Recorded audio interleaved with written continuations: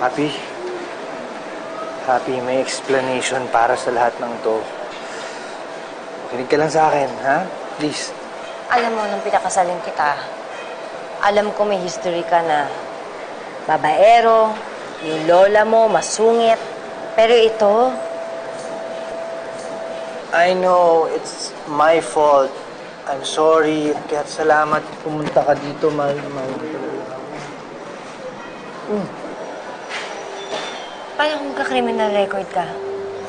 Baka hindi pa natin makuha yung approval para sa adoption natin. Hindi mo ba naisip yun? Sandali, teka lang. Nagkagalit ka ba dahil doon? Sabi ni Lorraine, kailangan malinis ang pangalan mo, kailangan malinis ang record mo para mabilis ang approval para sa adoption. Sandali, teka lang. Teka lang, Happy. Di ba napag-usapan na natin to? Ang sabi ko, pag-iisipan ko muna. Bakit approval ng adoption kagad yung inaalala mo? Akala ko ba dapat mutual decision natin itong dalawa? Eh bakit kumikilos ka kagad na hindi ko alam? Akala ko pa naman nandito ka para tulungan mo ko.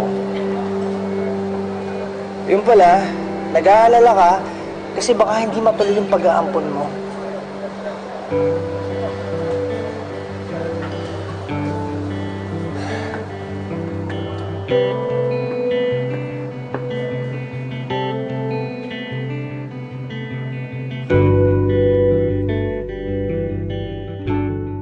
It's just that Happy and I never had a chance to talk about it. Kaya marami akong tanong.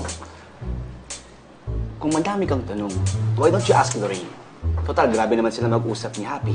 Daig pa nila yung mga teenagers na nagliligawan. Tsaka pare, simple lang yan eh.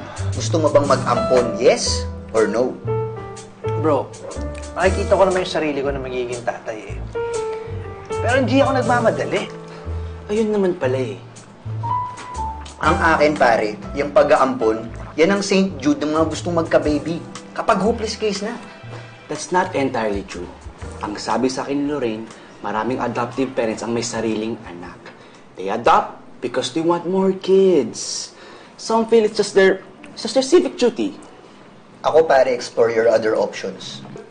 Kung ako, okay lang naman sa akin eh. Kaso itong si Happy, mukhang desididong-desidido na dito sa plano niya. Pare, there's another way to make her change her mind. Paano? Eh di, huwag mo tigilan. Huwag kong tigilan ang... Huwag tigilan ng... hanggang mabuntis mo, bro. Mula umaga pagka-breakfast, lunchtime, dinner, at midnight snack. Diba? Who knows? May himala. Your situation may not be as hopeless as you think. Tsaka pare, win-win situation to. Hindi ka na nag-ampon, nag-enjoy ka pa. Diba? Diba, Chong? He's actually right.